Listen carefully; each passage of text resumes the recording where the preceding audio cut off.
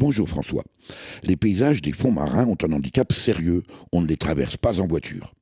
Contrairement aux arbres et aux haies dont la disparition est bien visible lorsqu'ils sont arrachés comme encore bien trop souvent, les ravages occasionnés par la pêche en eau profonde passent inaperçus. Et c'est un tort, c'est oublier la biodiversité incroyable que recèlent les océans, d'où nous sommes nous-mêmes issus, à telle enseigne que notre propre corps est composé à 65% d'eau. Ce n'est pas par hasard, puisque nous sommes nés dans cette matrice, dans laquelle nous baignons d'ailleurs les 9 premiers mois de notre vie.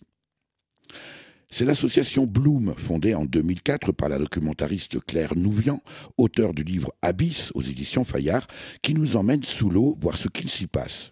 Et ce n'est pas glorieux. Le chalutage en eau profonde, cette technique de pêche qui consiste à laisser traîner au fond de la mer d'immenses filets sur plusieurs kilomètres jusqu'à 2000 mètres de profondeur, racle tout sur son passage. Imaginez, François, une machine géante capable de pelleter toute la ville de Paris en moins de 2 jours. Une perte inestimable de patrimoine. Tout ça pour 3 espèces, le grenadier de roche, la lingue bleue et le sabre noir, sachant que les autres poissons qui constituent 20% du contenu de chaque filet, inintéressant pour les poissonniers, est rejeté à la mer en ayant eu tout juste le temps de crever la gueule ouverte.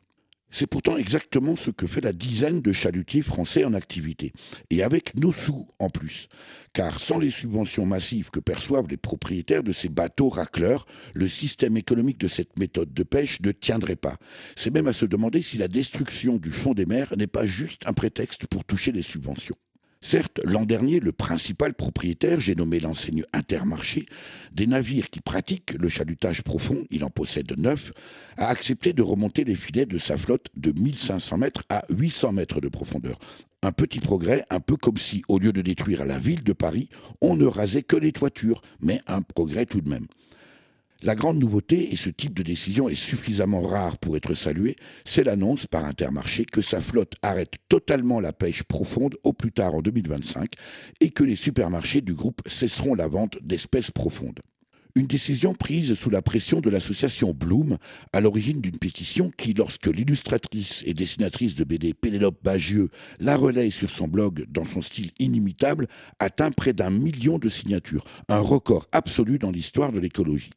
Pour autant, 2025, me direz-vous, François, c'est dans 10 ans, c'est vrai, mais c'est une date butoir que le groupement Les Mousquetaires, propriétaire d'Intermarché, ait le temps de changer sa logique industrielle sans déstabiliser l'emploi, qui, concernant le chalutage profond, pèse tout de même moins de 0,5% des emplois des marins français. D'ici là, et pour participer à l'accélération du processus, rien ne vous empêche de bannir de votre assiette les poissons pêchés par chalutage profond, la méthode de pêche est indiquée sur les étiquettes, de réduire votre consommation de protéines animales et de soutenir l'action de l'association Bloom, BL2OM, par vos dons en vous rendant sur www.bloomassociation.org.